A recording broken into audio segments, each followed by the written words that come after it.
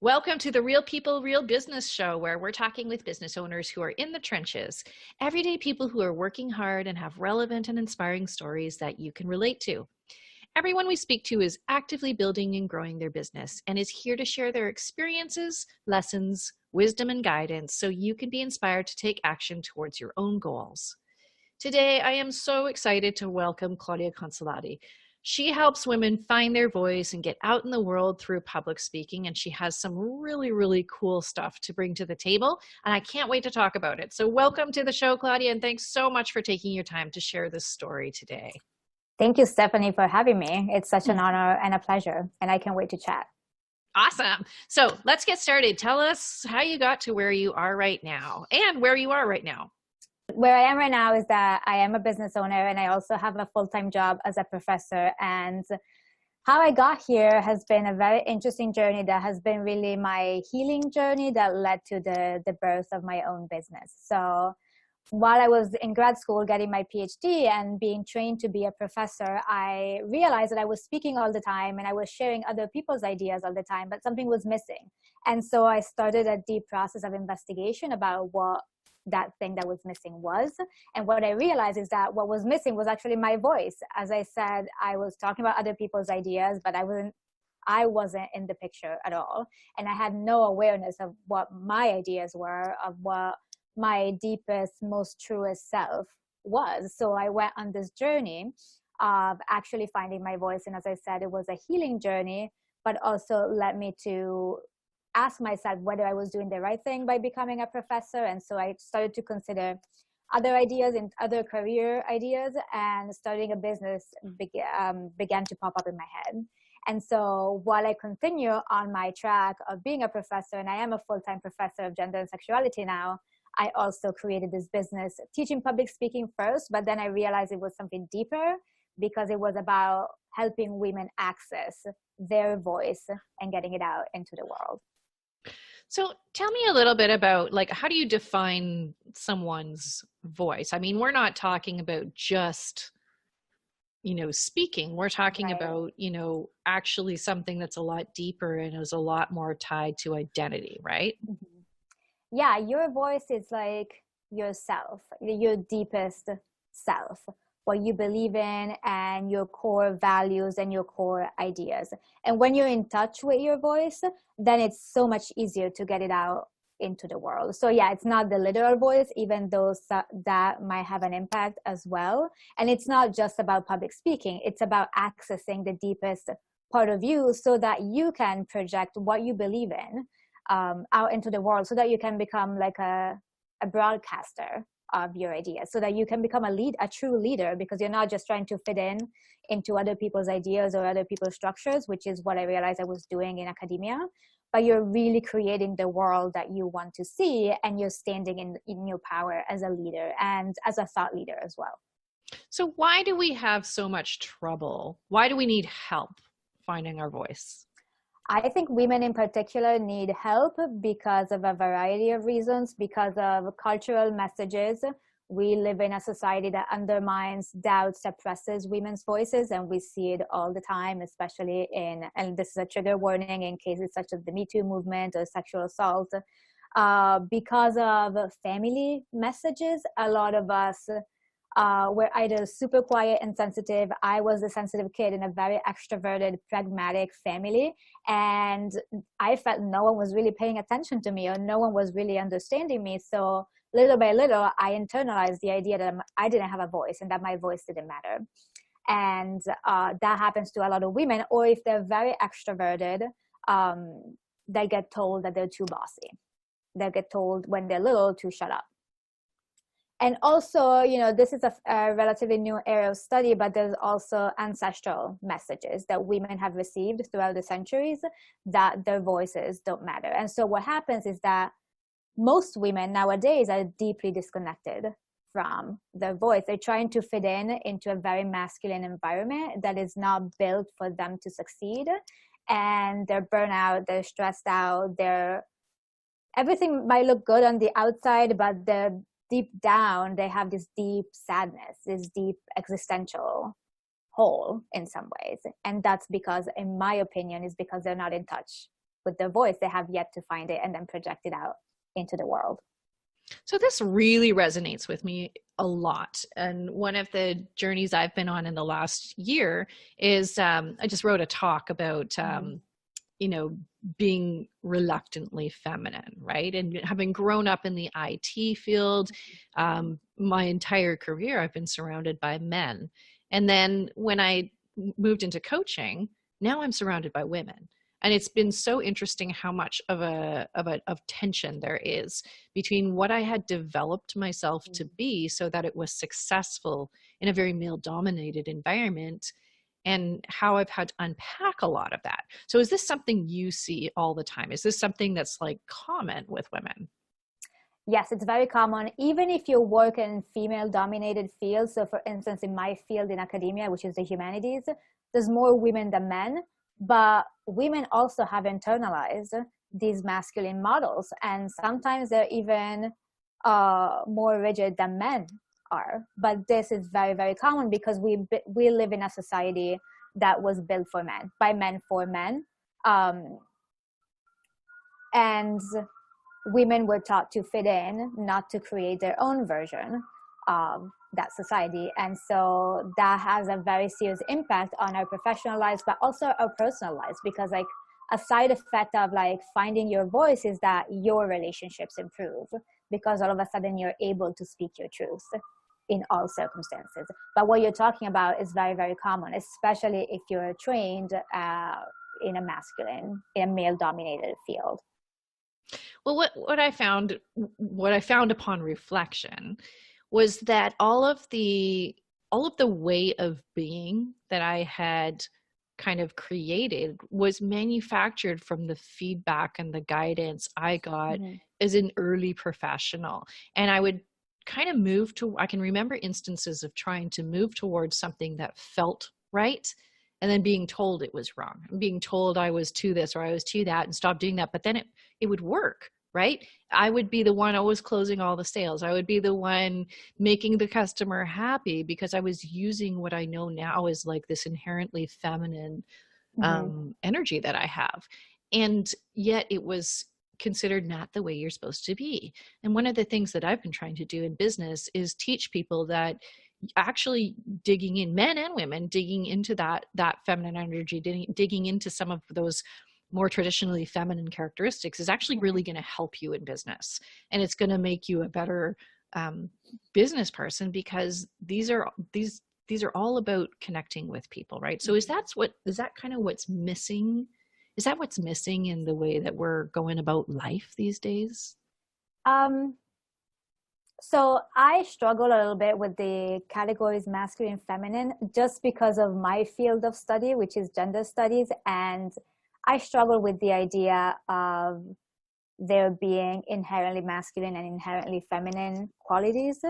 But what is true, though, is that our society privileges certain modes of being, such as logic, rationality versus the body, or, mindfulness, that do not benefit us. Not to say that they're not important, but we're going about it the wrong way, where like we see those things as the better things versus the other things, which can be like more being versus doing, being more in the flow, tapping into your intuition. Again, I don't love the idea of associating that necessarily with women only, but it's another mode of being. Right. And also, I don't like the idea of saying like, which is something very common in our society, where people are like, oh, the feminine is weak, right? That's why you shouldn't have empathy. You shouldn't show compassion. But what I found through my own journey and by helping women do that as well, is that once you tap into your voice or into your power, you're so much stronger than just by following the rules of like, a male dominated society.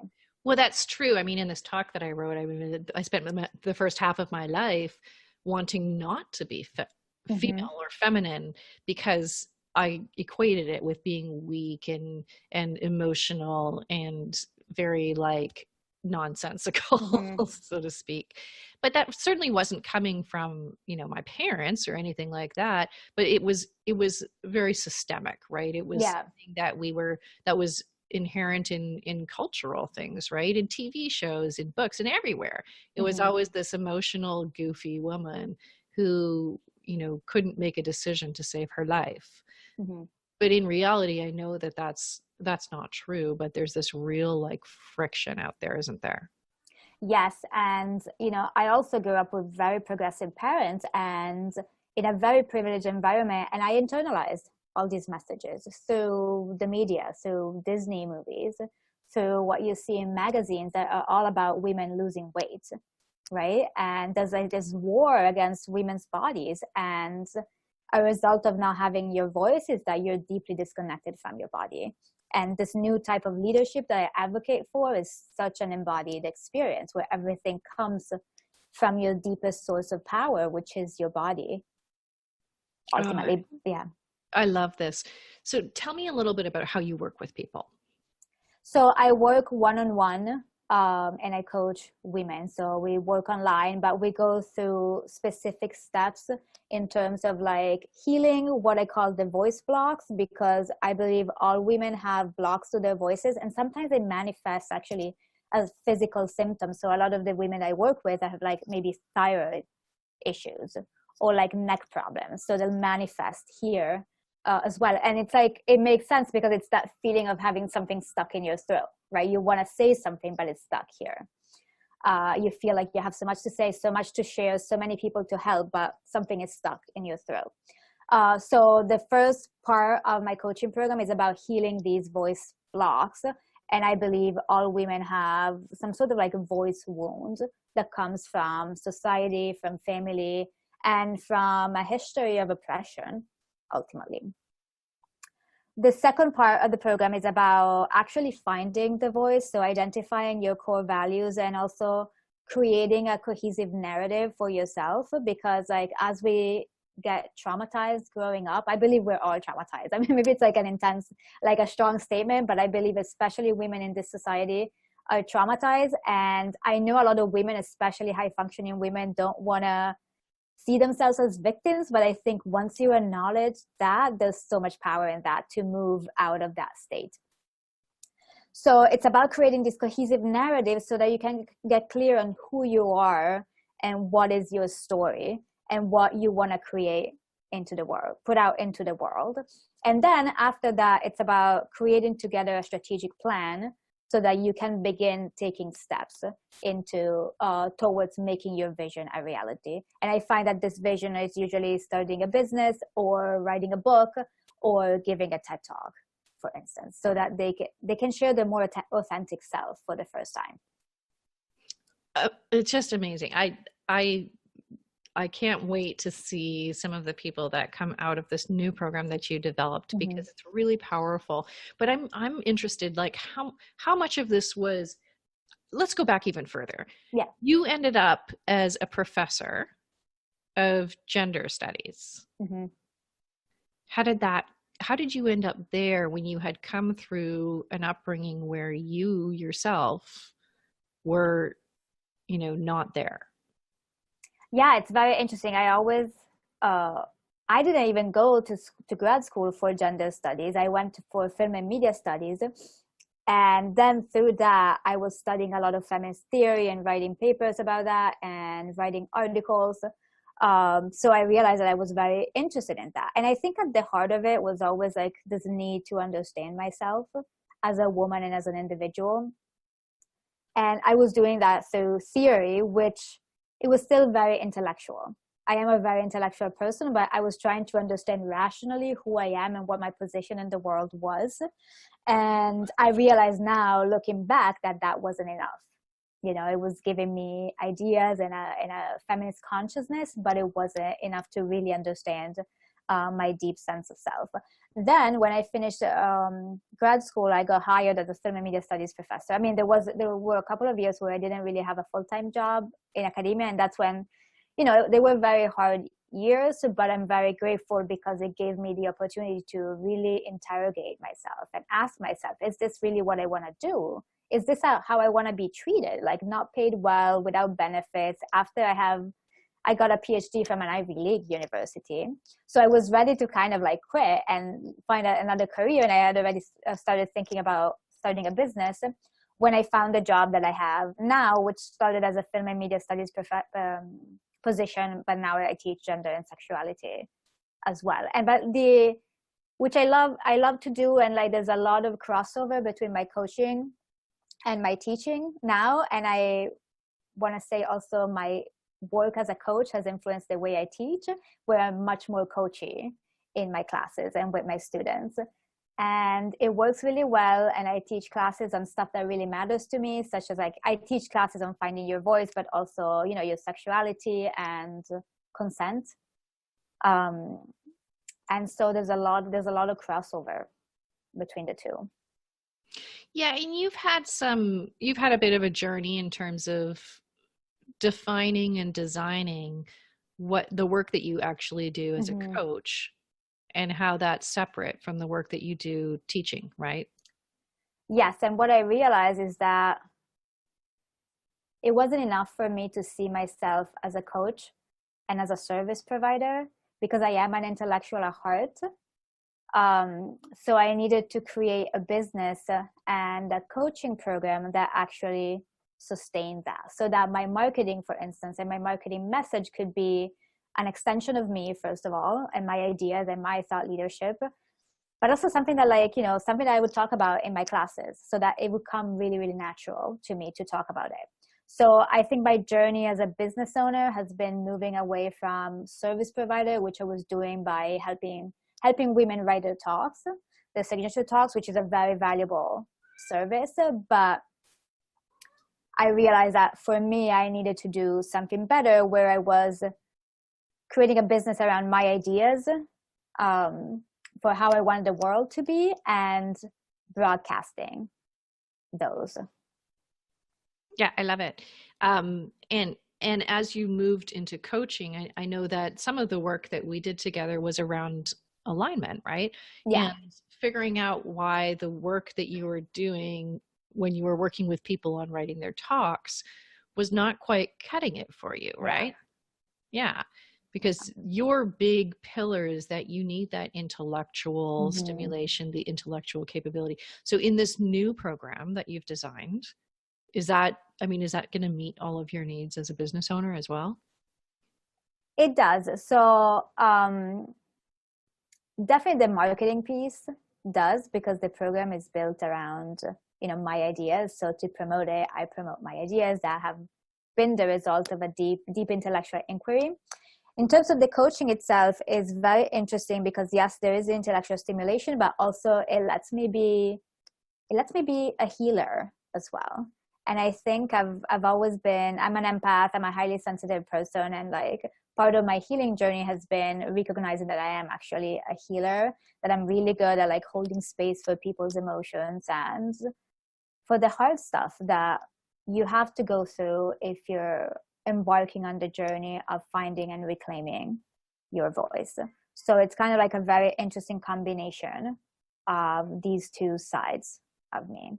And also thank you, because like you kind of gave me permission to say, like, you know, there's another step here. I hope everybody has that. I give everybody that permission. If you're listening to this, you have permission to design the business that you want to be. But I think that's a really, you know, it's a really key point, is that a lot of people come to me and they're just like, well, like I have this thing, I have this business, but I'm not super happy. And I mean, on the surface, it looks right, but it's missing some really key element of them, right? Who they are as a people, as a person. And that's this whole concept of like, start with you, right? And what you did is you reached back into who you are, because you have done the work and brought that into your business, which is amazing. So tell me a little bit about how you're going out finding clients. So I do a couple of different things. Something that I do fairly often, is public speaking. So I would say at least once a month. This is a question I get asked often, whether you should only do paid speaking engagements. And I would say no, especially if you're using it for marketing your business, you know, as opposed to like creating a brand as a speaker. And then I mostly use social media. So my Facebook personal page. I don't know. I know it's not like fully allowed, but like, I use it because I have a huge network there, and I use Instagram a little bit. I believe I'm still trying to figure out if my ideal clients are more on Facebook or Instagram, but there's something that I really like about Instagram, and it's just like so easy. There's something very direct and very immediate about Instagram that I like, and something that I want to do, and maybe it's going to happen in a couple of days, is that I might hire one of my former students as a VA to run my Instagram page, because I think I have a lot of things to say, and like I like the idea of creating a movement to help women get free, basically. And so, but also I don't have the time to like find Instagram followers, so like, that might be also a step for me. Well, I think what I'm hearing, and from what I know about you, is that one thing you need to have present in the work that you do is an outlet for your creativity too, right? Mm-hmm. You've got this really interesting kind of trifecta of of business needs and business passions, right? And one of them is this intellectual side, and then this other side is this really creative side, and then you've got this very kind of compassionate feminist side to you as well. And those three need to come together, and sometimes that's hard, right? Yes, and I think like you framed it very well. I don't know if I would have been able to frame it the same way, so thank you. No, you're welcome. And so where does the academic world and the kind of the coaching world cross? Like, where do they meet? Or do they? They don't meet entirely. I mean, in terms of topics that I talk about, I feel like most of my work now in academia and in my business is like an extension of me. There's some things that I teach that I used to teach years ago, so like that's maybe a little bit more old school, but it's like for the first time in my life, I'm fully me wherever I go and whatever I do. So like I'm not just doing a job, I am me doing things. They overlap a little bit because like my coaching business and my coaching program is the result of, as I said, deep intellectual inquiry.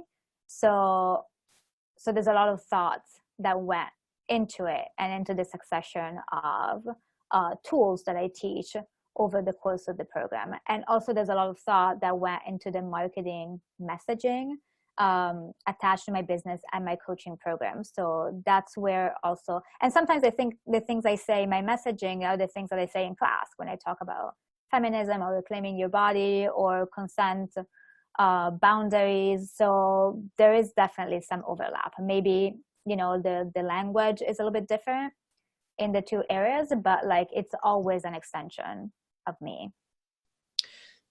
I love it because a year ago you weren't there. You had these two very different parts of your life and your work and the work that you were doing. So for women who, I mean, this sounds like, this condition is sort of pervasive for most women, but I think there's probably a lot of women out there who don't know yet that that's what they're missing. So how do you get them from that place? What are they talking about right now that they don't know is what you're offering? What kind of education do they need?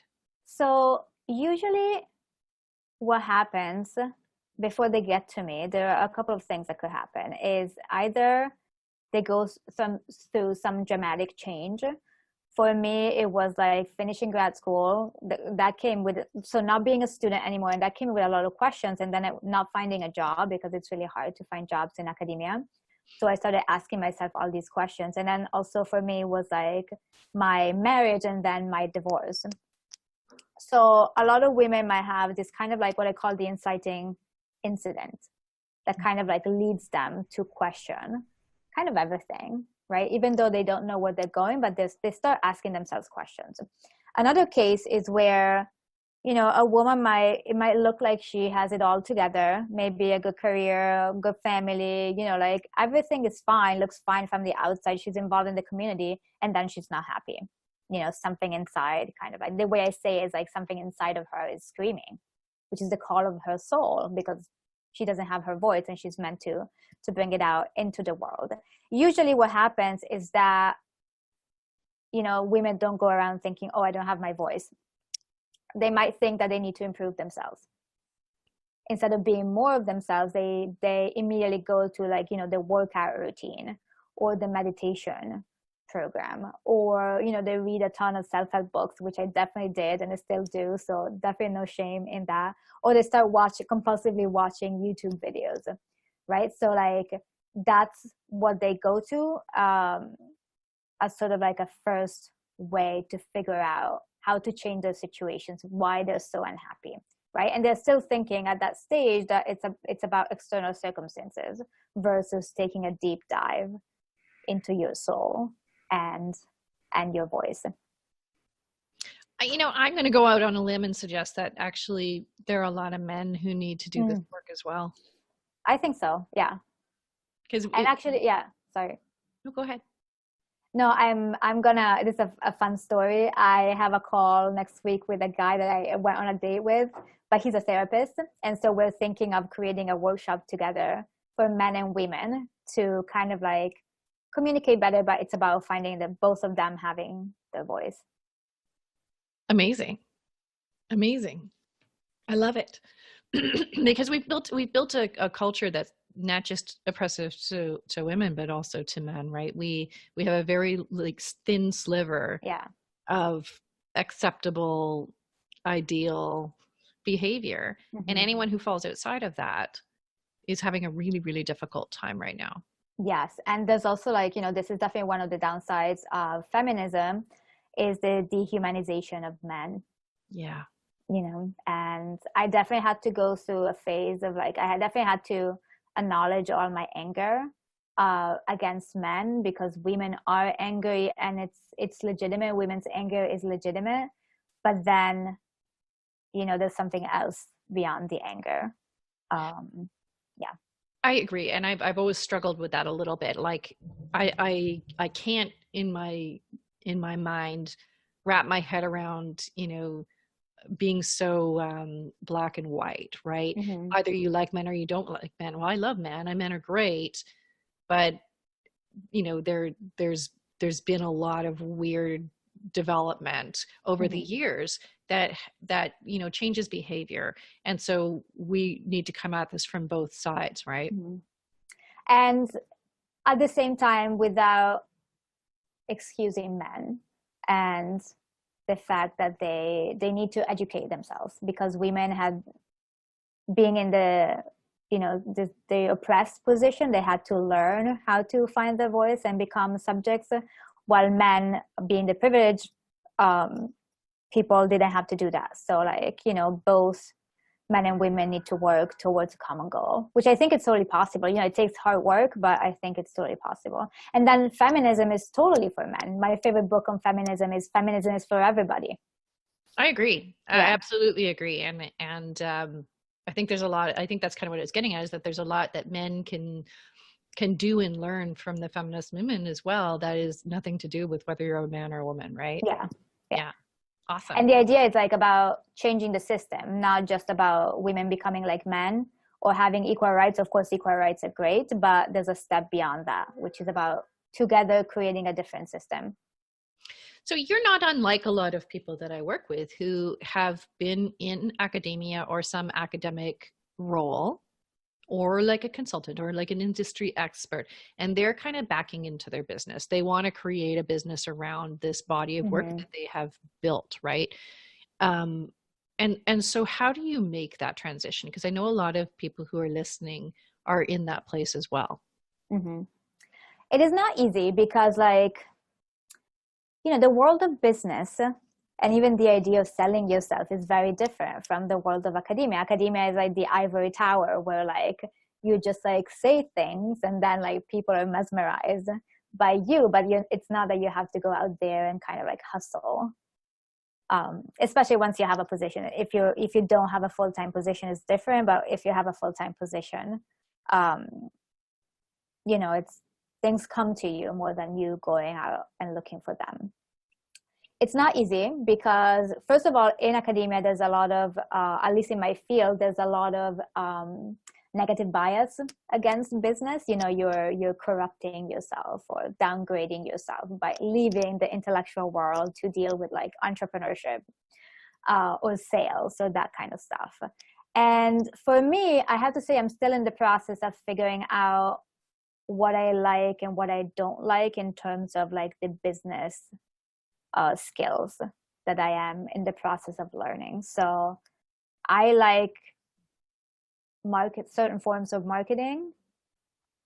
But I don't like the more technical stuff. And I still have to do it right now, but like that is definitely the first stuff, things that I would outsource. What do you mean by the technical side of marketing? Like even the idea of, and maybe that's just me, like the idea of like having a blog post every week and or like even like playing with MailChimp or like Squarespace and that kind of stuff. That's like, it's just like not what I'm meant to be doing with my time. Yeah, well, I mean, I don't disagree with that at all. Yeah. I love the technical side, but that's just because I grew up in the IT industry. Yeah, and it's not at all a judgment on one activity is better than the other. It's just like every time I forget how to do it, you know, like I do it fairly frequently, but every time I forget, it's really not how my brain is built. Yeah, and that's okay, right? Yeah. That everybody's got their, I think the point that you need to be making is that there's opportunity to build your business in whatever way is comfortable and fits really well for you, right? Mm-hmm. I want to. Oh, sorry. Yeah, no, that's okay. Go ahead. My ideal is like, I mean, I still find opportunities for myself on podcasts or speaking opportunities. Sometimes they come to me, but for the most part, I go out and look for them. But like, my goal in a couple of years is also to have someone find all that stuff for me, and I just create content. I think really, and coach. I think really my strength is content creation, both writing and speaking, and then the structure needs to be provided by someone else. Yeah, that's the ideal state for most people like yourself, right? Is that they are able to really focus on their, God help me that I'm going to say this, zone of genius, but you know, whatever it is that lights them up and makes them excited. And sometimes there's a transition period in there, for sure.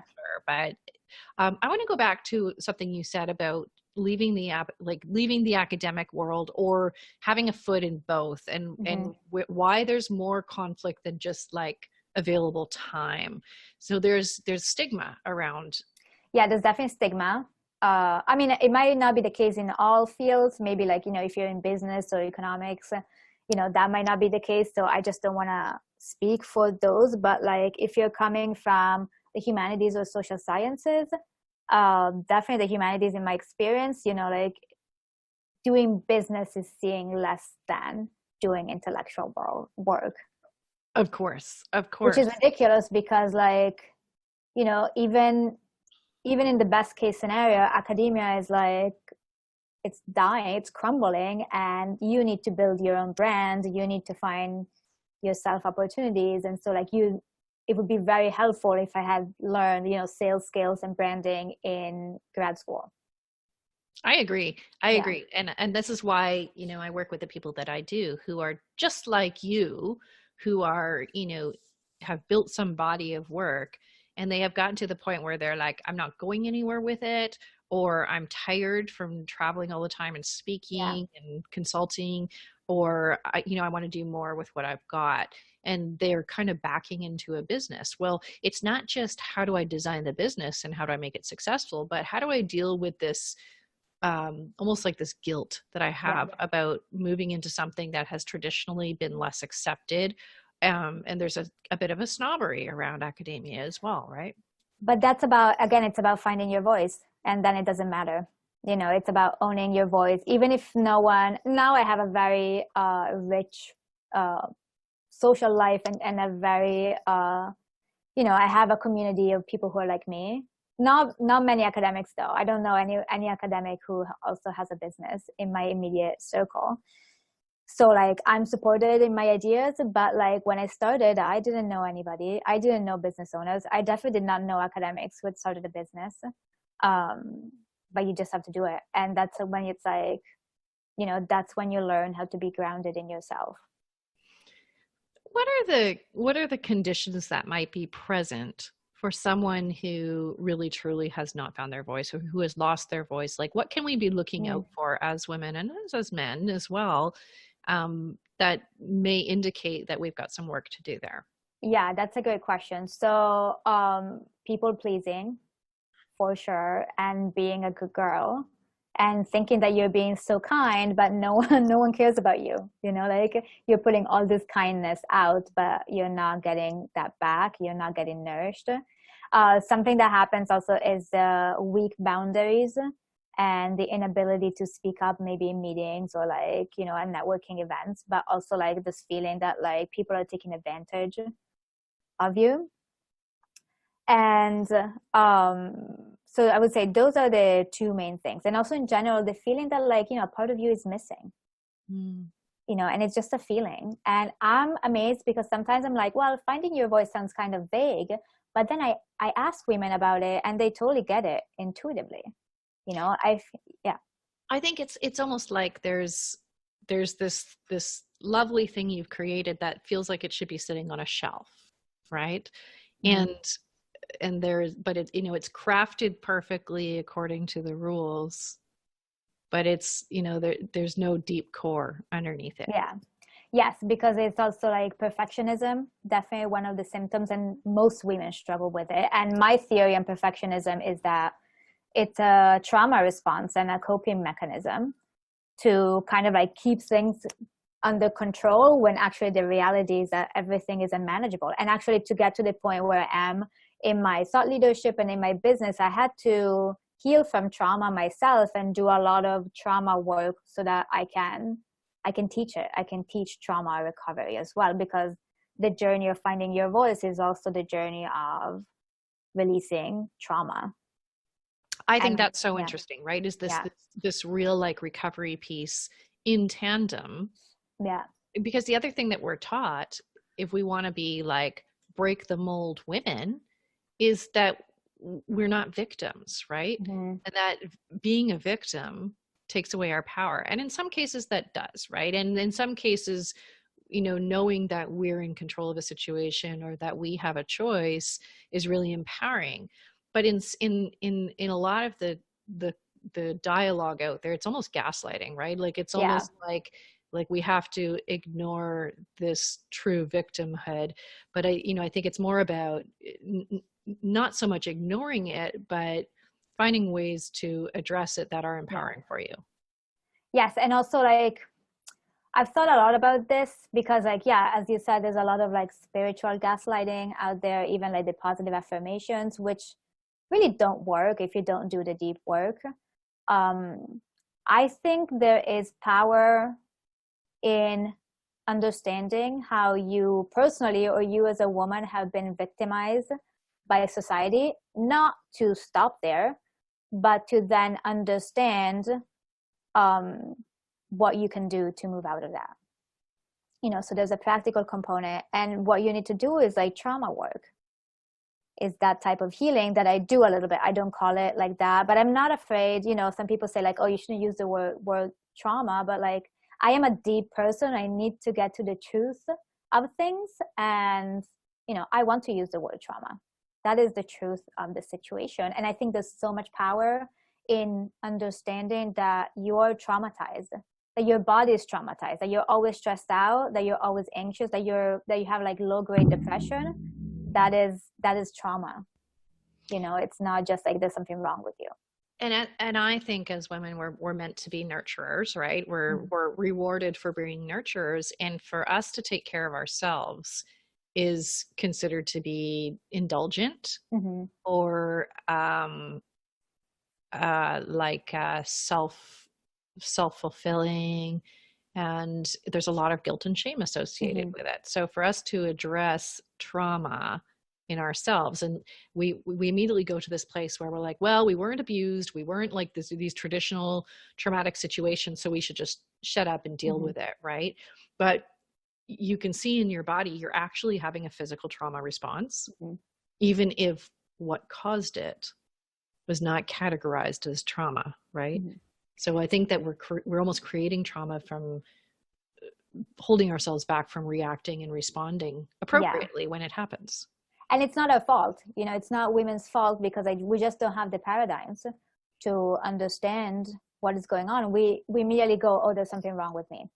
If you have like this constant self-attack, which is really the result of a traumatized mind, even if like, you had a good upbringing, which I did, but what I realized is that there's different forms of trauma. There are the big things that are called like big T trauma, but there's also little t trauma, which is like, for most of us, it's emotional neglect growing up, even in the best circumstances, even if our parents did the best that they could. I know that is my trauma. No one really was attuned to me. That's why no one really, told me that I had a voice. No one was emotionally attuned to me, and no one tried to enter my world. So I grew up thinking that my inner world didn't matter. And that is the trauma that most of us have gone through. And then we found ourselves in situations like I was in grad school, where that trauma gets triggered over and over again. And so we freeze constantly. And the freeze is a trauma response. So we're living constantly in a state of activation, whether that's a fight response, we're always like, that's not me, but like, or the freeze response, or the flight response, which is procrastination. Or the other one is the fawn response, which is people pleasing. We think that to survive certain situations, we have to people please, and we're betraying ourselves. So like, a lot of women live in the state of self-betrayal.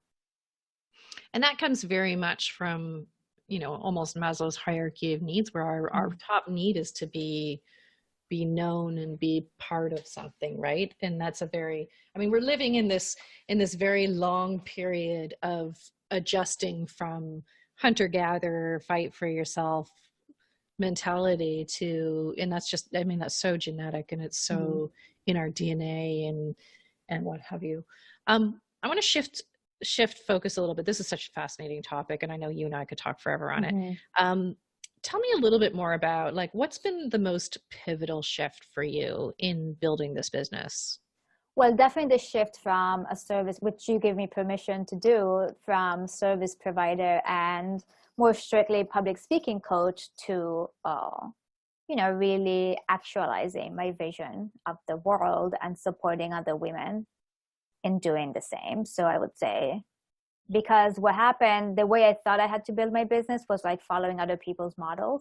And I was like, oh, public speaking, there's already other speaking coaches. So like, I wasn't doing exactly what they were doing. I was always talking to women, but, it made sense. I had a paradigm for that. While for what I'm doing now, I have no paradigm, no one is doing it. But yeah, I just realized that I just needed to be myself. And I wish everybody would, because it makes a huge shift in how you design your business and what you've created for yourself, right? Yeah. So what's next for you? So at this point, I'm focusing on, perfecting and building my coaching package. So like my real focus is getting one-on-one clients so that I can work really closely with them. And then perfecting my messaging through speaking. And I also have some paid speaking opportunities coming up as well. So I would say those two are the main areas, the main tracks I'm focusing on right now. And what kind of support are you looking for? Like, how can this community help you?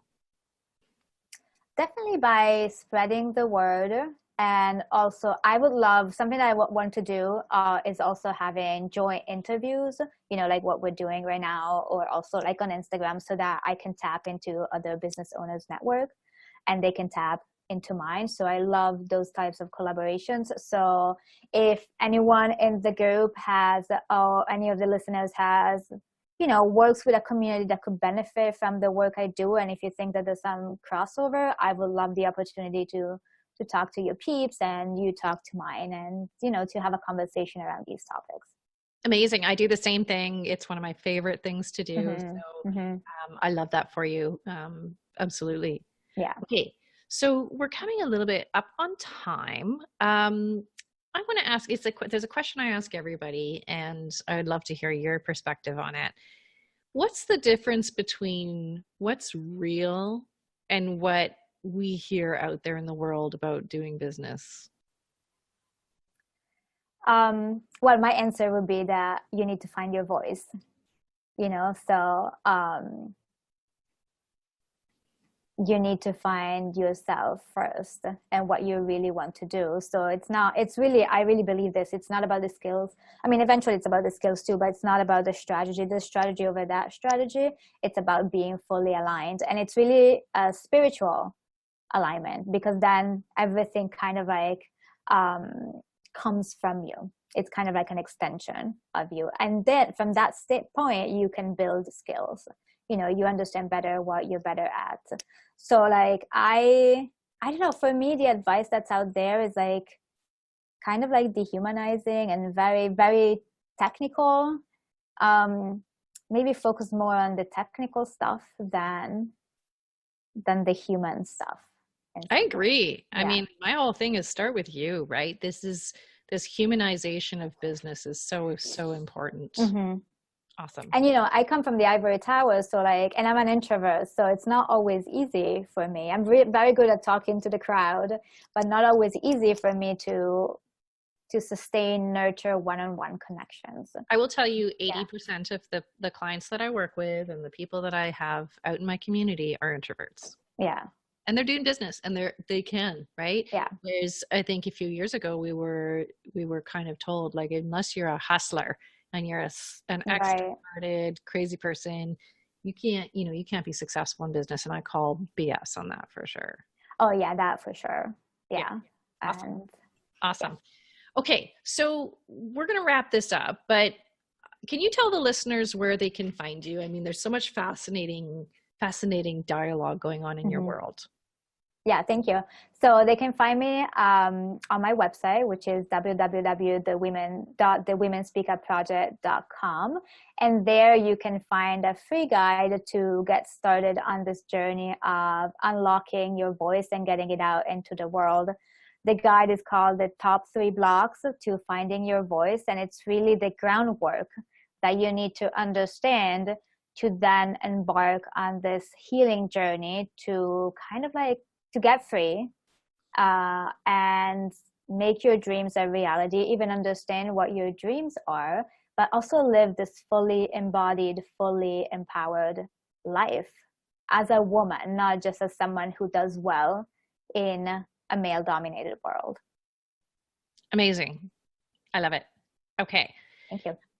We'll put all the links in the show notes. Is there anything else you wanted to share with the audience? Don't be afraid to be seen and heard.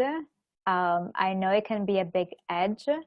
A lot of women who struggle with having and finding their voice struggle also with visibility and just like sharing their story authentically. If I think about the journey I've been on in just a couple of years, I was this completely removed individual. I was removed from myself and from the world, and I still have work to do, but where I am now, I can feel my presence, and I'm okay being seen and heard and being visible. So like, don't be afraid of that, and also believe that people will like you. Amazing. Yes. Yeah. I mean, if we can continue marching on towards, it's a hard place for people to be and to get to, especially women.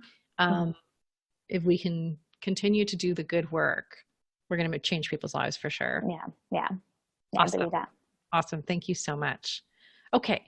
And that's a wrap for this episode. Such an amazing conversation. I would encourage you, make sure you go and check out Claudia and her incredible offers. And thank you for tuning in today to hear this story. The episodes you're listening to are all featuring members of my free private Facebook group called the Real Deal Business Coaching Group, where we have daily prompts to keep you focused on building your business and sharing your everyday challenges, bi-weekly virtual coffee chats, open coaching, and member support in this incredible community. And if you'd like to join us, or if you want to be featured on this show, I'd love for you to come and hang out with us in the group. Links in the show notes, or search us up for Real Deal Business Coaching in Facebook to find us.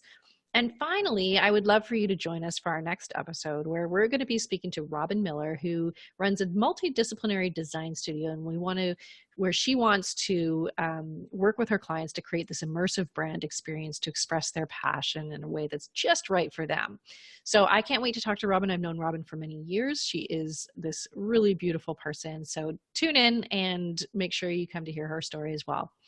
And thank you for being here. If you've enjoyed today's content, I would love for you to give us a review on whatever platform you're listening on. This helps us share these stories with an even bigger audience. And until next time, keep building, keep dreaming, and keep being real.